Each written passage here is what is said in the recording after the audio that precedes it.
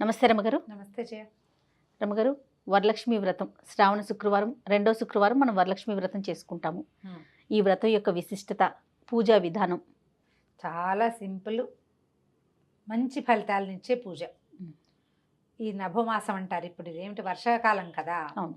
వర్ష ఋతువులో చేసేటువంటి పూజలు చాలా ఫలిస్తాయని చెప్తారు. అందుకని లక్ష్మీ పూజల్ని సరిగ్గా ఈ నెలలో కుదిర్చారు. పైగా ఇంకోటి ఏంటంటే, ఇది శ్రావణ మాసం అంటే శ్రవణ నక్షత్రానికి సంబంధించిన మాసం. ఇప్పుడు లక్ష్మీదేవిని పూజిస్తే విష్ణు ప్రసన్నం కూడా లభిస్తుందని, విష్ణుమూర్తిని పూజిస్తే ఈ నెలలో లక్ష్మీ ప్రసన్నత లభిస్తుందని చెప్తారు. ఓకే. శ్రవణ నక్షత్రం వెంకటేశ్వర స్వామి వారి జన్మ నక్షత్రం.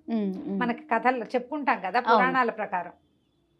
అయితే ప్రతి సంవత్సరం వస్తుంది. ఏటా వరలక్ష్మి వ్రతం పేరుతోటి, శ్రావణ మాసం పేరుతోటి ఎంత మార్కెట్ జరుగుతుందో. అవును. బంగారాలు కానీ, బట్టలు కానీ, పువ్వులు కానీ, పూజా సామాగ్రి కానీ, ఇళ్ళు క్లీన్ చేసేవాళ్ళు, బాగు చేసేవాళ్ళు, సహాయం చేసేవాళ్ళు కానీ అనకూడదు, కానీ పురోహితులు కానీ అందరికీ బ్రహ్మాండమైన మార్కెట్లు. కొబ్బరికాయల వాళ్ళు, అరటిపళ్ళ వాళ్ళు కూడా సంపాదించుకునే నెల ఇది. ఇక్కడ మొదలు జనవరి తర్వాత మళ్ళీ ఆ జోరు ఇప్పటిదాకా లేదు. అవునండి. శ్రావణం, భాద్రపదం మళ్ళీ కొంచెం సగం రోజులు జోరుగా ఉంటుంది. ఆశ్వీజ, కార్తీకాలు ఇంకా చెప్పక్కర్లేదు. కాకపోతే ఎక్కువగా స్త్రీలు బంగారము, బట్టలు కొనుక్కునేది శ్రావణ మాసం. సాధారణంగా బంగారం అంటే లక్ష్మీప్రదమని, లక్ష్మీదేవి అవతారమని, లక్ష్మీ సాన్నిధ్యం ఉంటుందని ఓ చిన్న రూపైనా కొనుక్కుని, చిట్టిది అదైనా కొనుక్కుంటారు. బంగారం కొనుక్కునేందుకు ఇదొక బహానా కింద ఉంటుందనుకో. అవును, బంగారం కొనుక్కోవాలి అని. లేకపోతే బంగారం అమరదు, బంగారం మనకి బతుకునిచ్చేది కదా, ఎప్పుడైనా బంగారం ఉంటే సేఫ్ సైడ్, అందుకని ఇలా చేసుకుంటాం. అయితే ఈ వరలక్ష్మి వ్రతానికి కలశం పెట్టుకుని అమ్మవారిని ఆవాహన చేసి పూజించే విధానం ఒకటి. ప్రతిమని చేసి ప్రతిమా పూజ చేయటం ఒక విధానం. కలశము, ప్రతిమ లేకుండా బంగారం కొని కొత్త బంగారాన్ని పూజించేది ఇంకొకటి. ఈ శక్తియుక్తులు లేని వాళ్ళు, అలవాటు లేని వాళ్ళు ఇంట్లో ఉన్న బంగారంతో ఒట్టి బంగారాన్నే, లక్ష్మీ రూపు కూడా ఉండవలసిన అవసరం లేదు, దానికైనా ఆ బంగారపు వస్తువునైనా పెట్టి పూజించుకోవటం ఒక విధానం. ఎవరెవరి పంధాన్ని ప్రకారం, ఆసక్తి అవకాశాల ప్రకారం ఈ నాలుగిట్లలో ఏదో ఒక పద్ధతిని చేసుకోవచ్చు. సువాసిని పూజ కూడా ఒకటి చాలా మంచి ఫలితాన్ని ఇస్తుందంటారు. మన వైపు కొంచెం తక్కువ చేస్తాం. శ్రావణంలో సువాసిని పూజ ఆశ్వీజంలో చేస్తాం, లలితా త్రిపుర సుందరిగా భావించి. ఇప్పుడు ఇక్కడ ఏంటంటే, మనం విరివిగా ఈ నెల అంతా కూడా వాయనాలు ఇవ్వటం, తాంబూలాలు ఇచ్చుకోవటం, పళ్ళు పువ్వులు ఇవ్వడం, తర్వాత ఏదైనా వస్తువులు కొని, కుంకుమ భరణలని, ఏదైనా అలంకరణ సామాగ్రి అని ఏదో ఒకటి తాంబూలంలో పెట్టి ఇవ్వడం, చీరలు, రవికల గుడ్డలు అలాంటివి ఇవ్వటం, కొబ్బరికాయలు లాంటి విశేషమైన ఫలదానాలు అద్భుతమైన ఫలితాన్ని ఇస్తాయి. ఈ నెలలో ఎవరికి ఇచ్చినా అది లక్ష్మీదేవికి ఇచ్చినట్టే. ఓకే. ఆమె ప్రసన్నంగా ఉంటుంది కాబట్టి వీటిలో ఏది కుదిరితే అది చేసుకోవచ్చు. బహుశా స్నేహ సంబంధాలు పెంచుకోవటానికి ఇది ఒక మార్గం కదా రమగారు. అంటే పబ్లిక్ రిలేషన్స్ అంతే పెంచుకునేందుకు ఇది ఒక మంచి మార్గం. ఎవరింటికైనా వెళ్ళి చుట్టుపక్కల 4 ఇళ్ళకి వెళ్ళి పేరెంట్ అని పిలవటం, మా అమ్మవారిని చూసి తాంబూలాలు తీసుకుందరు కానీ రండి అని. ఈ అమ్మవారిని చూస్తారు, తాంబూలాలు తీసుకుంటారు. వీళ్ళంతా కలిసి ఒక ఇంటికి వెళ్తాం. వానాకాలం చీరలు తడిసిపోతుంటాయి, మధ్య మధ్యలో అలాగే గొడుగులు వేసుకుని, కార్లు వేసుకుని ఎలాగోకలాగా వెళ్ళి ఈ పేరెంటని చేసుకోవటం, లక్ష్మీదేవులుగా భావించి ముత్తైదుల్ని మన ఇంటికి పిలుచుకోవటం, లేదా మనమే తాంబూలాలు మోసుకెళ్ళి వాళ్ళ ఇంట్లో ఇచ్చి రావటం, ఏదైనా చేసుకోవచ్చు. ఇది ఒక సోషల్ స్టేటస్ని చూపించేందుకు ఉపయోగపడుతుంది, కానీ పబ్లిక్ రిలేషన్స్ పెంచుకోవడానికి కూడా చాలా ఉపయోగపడుతుంది.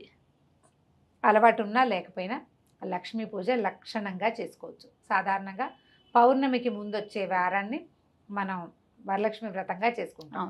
ఈ సంవత్సరం మొదటి రోజే పాడ్యమి నాడే శుక్రవారం వచ్చేసింది.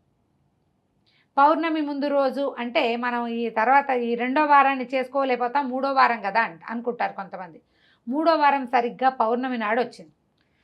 శ్రావణ పౌర్ణమి మనము జంధ్యాల పౌర్ణమిగా, రాఖీ పౌర్ణమిగా భావిస్తాం. అవును, మనం పూజ చేసుకుంటాం, అందరికీ రాఖీలు కట్టుకుంటాం, అదొక సోషల్ రిలేషన్స్ అంతే. కాబట్టి 2వ వారాన్ని మనం వరలక్ష్మి వ్రతంగా చేసుకోవచ్చు. మనకి 2వ వారం కుదరదు, ఏమైనా ఇబ్బందులు వస్తాయి, పిల్లలకి ఇబ్బందులు, ప్రయాణాలు సాగదు, ఏదో సమస్యలు ఉంటే 1వ వారం లేదా 4వ వారం అయినా చేసుకోవచ్చు. సాధారణంగా 3వ వారం మురికి వారం అని, 3వ వారం సాధారణంగా వరలక్ష్మి వ్రతం పెట్టుకోరు. ఏది కుదరలేదనుకోండి, ఏం చేస్తాం? ఏం చేస్తాం, 3వ వారం అయినా పెట్టుకుంటాం, 5వ వారం అయినా పెట్టుకుంటాం. ఈ సంవత్సరం 5 వారాలు వచ్చినాయి కాబట్టి ఏ వారం కుదిరితే ఆ వారం ఈ వరలక్ష్మి అమ్మవారి నోమును నోచుకోవచ్చు. దీనికి పెద్ద విశేషమైన పూజా విధానం ఏమీ లేదు. నిత్యము చేసుకునేటువంటి లక్ష్మీ పూజని మనం షోడశోపచారాలతోటి శ్రీ సూక్త విధానంతో చేస్తే ఈ కాలంలో ఆ మంత్రానికి మంచి బలం అన్నమాట. కలిసి ఉండి అవకాశం ఉంటే పెట్టుకోండి, లేకపోతే చక్కగా శ్రీ సూక్తంతో ఒక్కొక్కటి చదువుకోవటము, అమ్మవారికి కుంకుమ సమర్పించడం, పసుపు సమర్పించడం, అలంకరణ చక్కగా పువ్వులు, మంచిగా గాజులు, పువ్వులు గాజులు. మనం ఎవరికైనా వాయన తాంబూలాలు ఇచ్చేటప్పుడు కూడా పళ్ళు, పువ్వులు, పసుపు, కుంకుమ, గాజులు, తర్వాత రవికల బట్టలు, చీరలు, అట్లా ఏమైనా మన అవకాశాన్ని బట్టి శక్తి మేరకు ఇచ్చుకోవచ్చు. గాజులు కూడా ఇస్తాం లక్ష్మీదేవి కోసం.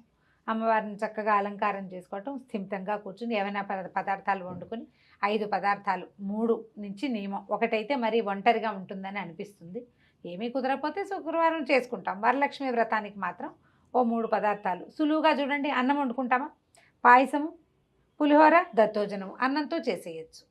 ఒకే అన్నంతో 3 పదార్థాలు కూడా కావించవచ్చు కదా. అవును, అన్నం వండి పక్కన పెట్టుకుని 3 పదార్థాలు కూడా చేసుకోవచ్చు. వాటితోటి కొంచెం సులువుగా అయిపోతుంది. చాలా మందికి ఈ పద్ధతి అలవాటు ఉంటుంది. అవును, కొంచెం అన్నం వండేసి ఒక గ్లాస్ బియ్యం వండేసి కొంచెం అన్నం తీసి అందులో పాలు పోసి మళ్ళీ ఇంకోసారి బెల్లం కలిపి పరమాన్నం చేసుకుంటాం. కొంత అన్నంలో చిన్న తాలింపు వేసి కొంచెం చింతపండు పులుసు, నిమ్మకాయ రసమో వేసి పులిహోర, కొంచెం అన్నంలో పెరుగు కలిపి కొంచెం తాలింపు వేసి 3 అన్నాలు తయారవుతాయి. అయితే ఏంటంటే వరలక్ష్మి అమ్మవారి లక్ష్మీదేవికి శనగపప్పు అంటే చాలా ప్రీతని చెప్తారు. శనగపిండి, శనగపప్పు. అందుకని మనం మామూలుగా ఏం చేస్తాం, శనగపప్పుతో బూరెలు కానీ, పూర్ణాలు, లేకపోతే మన శనగపప్పుతో బొబ్బట్లు కానీ, శనగపిండితో బజ్జీలు కానీ, అది కూడా పనికి వస్తుంది జయ. అవునా రమ్మగారు? బజ్జీలు కూడా పనికి వస్తాయి. వెల్లుల్లి వేయకూడదు అంతే. బజ్జీలు కూడా నివేదనలోకి పనికి వస్తాయి. ఇవి కానీ చేసుకోవచ్చు. లేదా శనగపప్పుతోటి వడలు కానీ వేసి నివేదన చేసుకోవచ్చు. 3 అన్న పదార్థాలే, ఎందుకంటే నూనె పెట్టలేమంటే మొన్న పదార్థాలు చేసుకోండి. మామూలుగా అన్నం, కూర, పప్పు ఏదో చేసుకుంటాం కదా వంటకం, అది కూడా ఓ పళ్ళెల్లో వడ్డించి అమ్మవారికి నివేదన చేయండి. మీ భక్తి శ్రద్ధే కానీ మీ పదార్థంలో ఉన్న హెచ్చు తగ్గు అమ్మవారికి అవసరం లేదు. అంతే, ఆమె అది చూడదు. నీకు ఎంత శ్రద్ధ ఉందో, నువ్వెంత భక్తిగా చేసావో, నువ్వెంత తత్పరత కలిగి ఉన్నావో ఆమె ఎందు, ఆమెకు అదే కావాలి. నువ్వే నాకు దిక్కు అనే భావం నీలో ఎంత ప్రగాఢంగా ఉందో అది చూస్తుంది. ఇది చక్కగా పూజ చేసుకోండి, ప్రసాదాలు చేసుకోండి, నైవేద్యం పెట్టేసేయండి. ఈ మన శ్రావణ గౌరి కాదు, రావట్లేదు. వరలక్ష్మి అమ్మవారి పూజా విధానపు కథ కూడా చాలా చిన్నది. ఇప్పుడు కలశం పెట్టుకునే అలవాటు ఉన్న వాళ్ళు తోర పూజ ఉంటుంది, తోరానికి పూజ చేస్తారు. దారాలు పేని అక్కడ పెట్టడము, ముళ్ళేయటము, ఒక్కొక్క గ్రంథికి ప్రథమ గ్రంథి, ద్వితీయ గ్రంథి, తృతీయ గ్రంథి అంటే ఒక్కొక్క ముడికి పూజ చేసి ఆ తోరాన్ని చేతికి కట్టుకుని శ్రద్ధగా కథ చదువుకోవటమో వినటమో చేస్తాం. వాళ్ళ చారుమతీదేవి కథ చాలా సింపుల్, చిన్న కథ. చారుమతీదేవి ఒక గృహస్థుని భార్య, అర్ధాంగి. ఆవిడ ఇల్లాలు, ఇంట్లో ఉండేది, అత్తగారి మామగారిని బాగా చూసుకునేది, ఇంటికి వచ్చిన అతిథి అభ్యాగతుల్ని చూసుకునేది. ఆమె యొక్క గుణగణాలకి మెచ్చినటువంటి వరలక్ష్మి అమ్మవారు ఆమె కల్లో కనపడిందట. నేను వరలక్ష్మిని, నీకు వరాలు ఇవ్వడానికే వచ్చాను. శ్రావణ మాసంలో వచ్చేటువంటి 2వ శుక్రవారం, పౌర్ణమి ముందు వచ్చే శుక్రవారం నాడు నన్ను పూజించు అని చెప్పింది. ఆమె ఆ కళని తెలుసుకుని చుట్టుపక్కల వాళ్ళకి చెప్పింది, అత్తమామలకు చెప్పింది. అందరూ చేద్దాం అన్నారు. ఓ 2-3 నెలల తర్వాత వచ్చింది శ్రావణం. వస్తే ఈ నభోమాసంలో వచ్చినటువంటి దీని రోజున, వరలక్ష్మి వ్రతపు రోజున అందరినీ పిలిచారు. చుట్టుపక్కల వాళ్ళంతా వచ్చారు, చుట్టాలు పక్కాలు అందరినీ. తర్వాత పంచపల్లవాలతోటి కలశాన్ని ఏర్పరచుకున్నారు. మర్రి, రావి, జువ్వి, మేడి, మామిడి, ఇవి వాటి తలుకు కొసలు. మనం మామూలుగా మామిడి పెట్టుకుంటాం. అవును, మర్రి, రావి, జువ్వి, మేడి కూడా పెడతారు.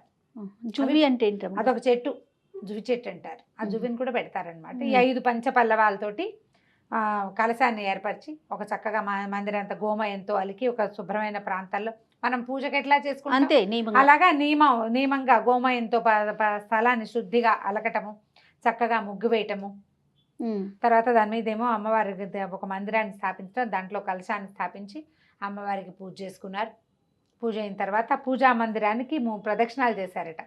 మొదటి ప్రదక్షిణ చేయగానే వీళ్ళందరికీ కాళ్ళకి ఆభరణాలు వచ్చేసినాయి. 2వ ప్రదక్షిణ చేయగానే శరీరం అంతా సర్వాభరణాలు వచ్చేసినాయట, అంటే ప్రదక్షిణ చేస్తున్న ముత్తైదువులకి.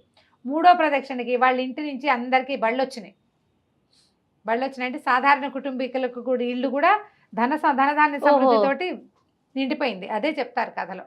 వచ్చిన వాళ్ళందరూ ముత్తైదులు మా చారుమతి దేవి భాగ్యమే భాగ్యం, ఎంత గొప్పగా ఈవిడికి వరలక్ష్మీదేవి కల్లో కనపడింది అని అనుకుని ఆమె వల్ల మనకు కూడా సౌభాగ్యం లభించిందని అందరూ ఎవరిళ్ళకి వాళ్ళకు వెళ్ళారు.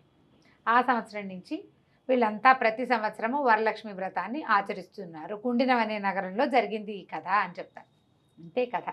ఆ కథ చదువుకోవడం పూజే ప్రధానమైంది. కథ చదువుకోవటం, తోరం కట్టుకుని చేతిలో అక్షతలు పట్టుకున్నాం కదా, పట్టుకున్న అక్షతలు అమ్మవారి మీద కొన్ని వేయటం, కొన్ని మన మీద, తర్వాత పిల్లలు జల్లలు పెద్దవాళ్ళు చిన్నవాళ్ళు అందరి మీద వేయటం. అక్షంతలు ఎట్ట పెట్టుకుంటారు మామూలుగా ఎక్కడికైనా బయటకు వెళ్ళేటప్పుడు ఆ 2 అక్షంతలు తల మీద వేసుకుంటే ముఖ్యమైన పనులు అవ్వవు అని అనుమానం వచ్చినప్పుడు కథాక్షింతలు దాచిపెట్టుకోవడం కూడా ఒక పద్ధతి ఉంటుంది. అలవాటు ఉంటే ఉంచుకోవచ్చు, జ్ఞాపకం ఉండాలి కదా. అవును. సో ఈ రకంగా వరలక్ష్మి వ్రతాన్ని మనకి ఎలా కుదిరితే అలా ఉపవాసాలు ఉండటం ఇలాంటివి ఏమైనా ఉంటాయా రమ్మగారు? వరలక్ష్మి వ్రతానికి అసలు సువాసిని వ్రతాలకు ఉపవాసాలు ఉండవు జయ. పగలు భోజనము తాంబూలము, రాత్రిపూట ఒక పొద్దే ఏదైనా టిఫిన్ తింటారు. ప్రత్యేకంగా అయితే ఏమీ లేదు. ఆ పగలు ఉపవాసాలు అవి చెప్పరు. ఈ వ్రతాలకి లేవు. అవి కొన్ని ప్రత్యేకమైన వ్రతాల్లో చెప్తారు, పూజ అయ్యేదాకా తినకూడదు అవి ఉంటాయి. దీనికి ఆ నియమం ఏమీ చెప్పరు. అంతే రమ్మగారు. అంతే సింపుల్ పూజ. మీ శక్తియుక్తులను బట్టి, మన ఓపికను బట్టి, అవకాశాన్ని బట్టి సావకాశంగా చేసుకోండి. భయపడద్దు, అనవసరంగా కంగారు పడద్దు. రైట్ అండి. నమస్తే. నమస్తే.